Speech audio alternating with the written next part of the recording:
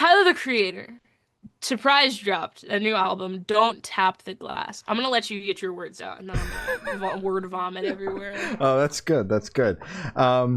Yeah, Glory. Well, I actually texted Glory about this over the weekend. You did. You told me about it, and I went, "What do you mean?" Oh my god, because sorry. it started popping up. He did announce the record a couple days in advance, and then this magical track list popped up with all these features on it, and that's what I sent to Glory. She told me she was trying to find it, and those features obviously wound up not coming to fruition, and Tyler debunked that over the weekend. Although I honestly thought, he was like, "This isn't real." I thought that was going to be a marketing ploy of some sort, because he like didn't want it leaked, that so he was trying to like just basically say that that's not happening, and then it comes out, the and same shit with Chromacopia. yeah, and then it comes out and it happens anyway. I could have totally seen that happening, because the names that were on that list, definitely could have made sense for this record. They were not, Tyler's at the top of his game, so there's not many people out there that he cannot touch in terms of features. Also, just looking back at the feature list, it does just feel like a Tyler the Creator fan's like wet dream. So I can see the fan making it where it's like, put Kendrick Lamar and Earl Sweatshirt and Brent Faiyaz, where it's like. But I could also totally see that as a fan service record at the top of his career. I could see that too, but also he doesn't care about his fans. So no. I don't think he would ever do that. Not even, maybe then not to care, not to necessarily like, give one for the fans, but maybe just to like be like, look at how fucking ginormous I am. Look at what I can pull together. Look at what I can pull together. You could even look at it as that way, if not for it to be fan service. But I've enjoyed the things that Glory has put on the playlist in terms of Tyler the Creator.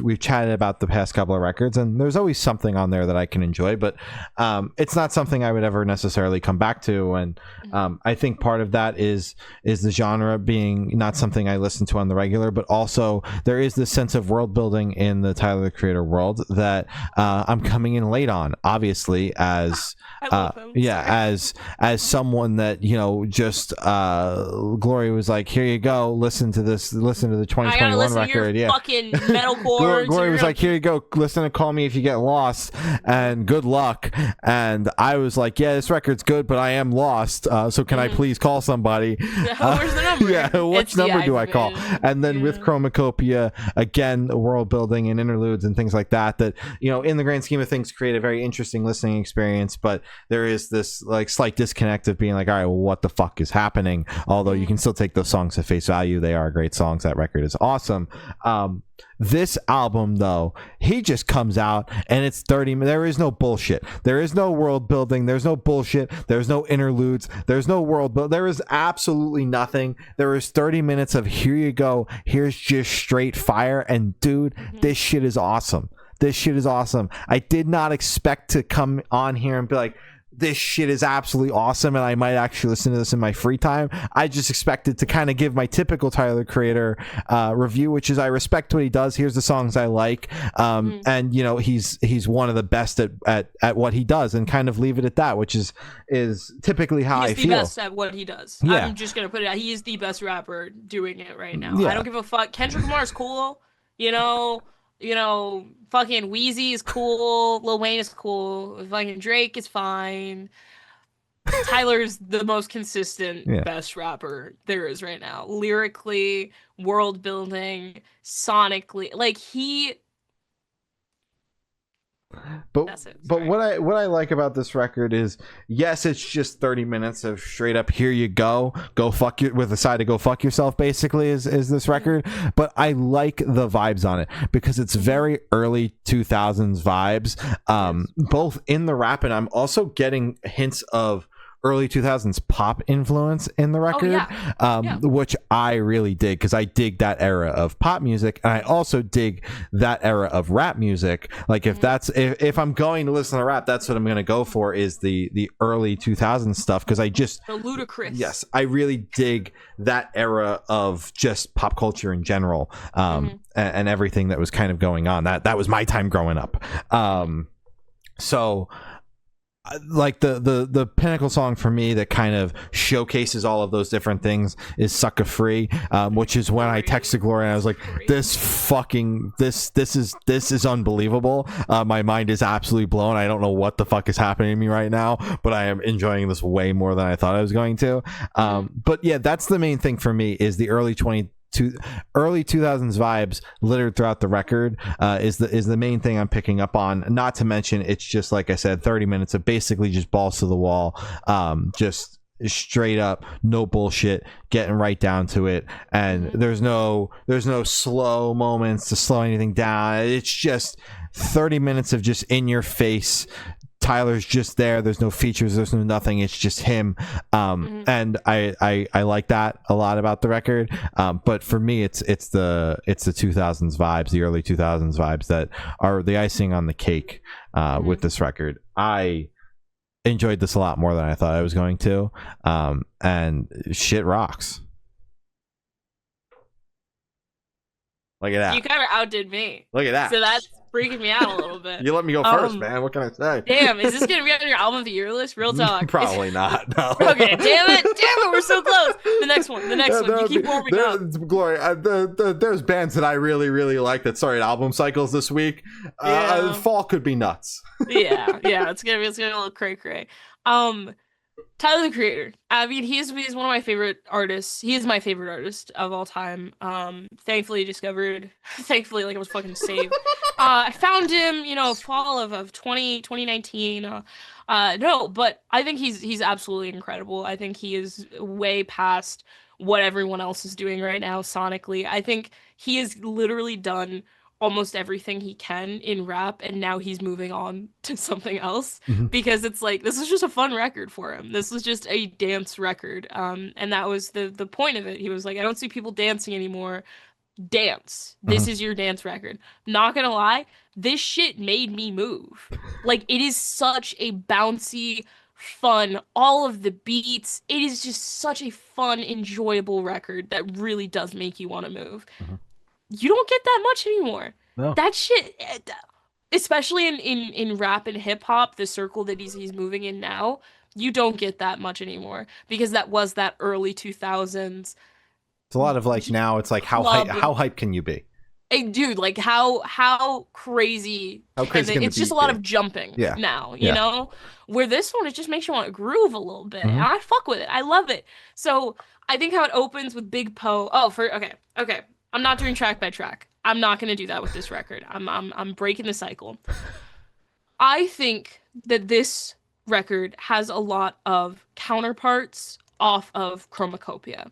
I can see that this one song, again, I'm gonna need more time to actually be able to name, because I've only listened to this record twice. So it's like, I love it, and I know I love it. Dropped this morning. I dropped at 6 a.m. I listened to it at like 5 p.m.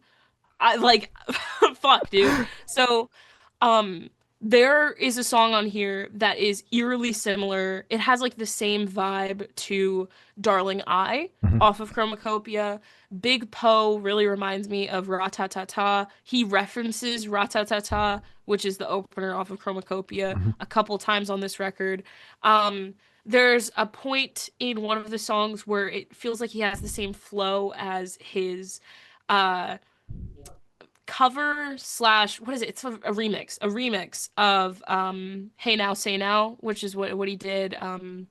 That guy is the remix that he did of the Kendrick Lamar song. So it's like, I see bits and pieces of shit that he could have been working on in that same time, which is really cool, because it's like seeing the little brother of Ratatata, or seeing like the little sister of Darling I. And I love that shit. There are features on the record, but they're hidden. So even I still don't know who the fuck is on the record. It's just, I hear a female vocalist and I go, that's not Tyler. Who the fuck is that? I go, you sound a little different there. Also in Big Poe, a little different. I think it's Pharrell. That's what I was reading. Yeah, I had read there was like a couple of hidden features, but nothing like the track list that had leaked that was made up. No Kendrick Lamar. I couldn't hear. There was a one of the features that was listed was Baby Keem. Couldn't hear him. I listened to the record twice and I was reading the feature list off like the second song. So I was actively looking for Baby Keem because I do enjoy some of his songs. Didn't hear him. So I'm just confused. I'm waiting for him to add the features because with Chromacopia, he waited like 3 or 4 days post release to add the features. So I'm waiting for him to add the features for this one because I really would like to know where the fuck he put them because I can't hear them at all. Don't tap that glass slash tweaking. That's my personal favorite. I love that song so much. I think it's so fucking hype. Big Poe is also fucking crazy. That's he's just talking shit on that one, and it makes me so happy. Sucka Free is I hear Daft Punk in it, and I also kind of hear those little Daft Punk little like auto tune effects in a couple of the other tracks, which is really cool. So I completely get the early 2000s vibe that you were picking up. But I heard it when you said when we were freaking out in the chat and you were listening to the album before me. And you said, "Oh my God, this song is fucking crazy." I listened to it. I was like, "Oh, because it sounds like Daft Punk." Like, "Oh, because you're hearing your robots." Okay, cool, cool, cool. And you were like, "No, it sounds like early 2000s." And I was like, "Yeah, it's your little robots." It does sound like fucking. It sounds like Daft Punk to me. The little voices. It does still. I'll still give it to you. I think it's great. I think towards the end of the record, it definitely does, like lyrically, it pulls back a bit. Even just him delivering anything kind of pulls back a bit, and it does turn into more of just a dance record where there aren't where the lyrics are minimal, which I think is really cool. It gives his instrumentals time to shine, which I think he's so good at crafting instrumentals. I think it is consistent throughout his entire discography. I think every single song is just sorry, I'm dick riding. Dude, he's my favorite like artist ever. I think throughout his entire discography, you can see that all of his instrumentals have been crafted with such clear like intent and just such a vision. And I think having moments like on the tail end of this record where kind of the lyrics pull back and he just kind of lets the instrumental speak for itself is very important. So people are able to go, damn, you know? Yeah. He needed a damn moment. And I think he got it with this record. I think he got a lot of attention with it as well because it's like everyone's like, what the fuck? Tyler's dropping again? Great. Great record. I liked it. Agreed. Hell yeah.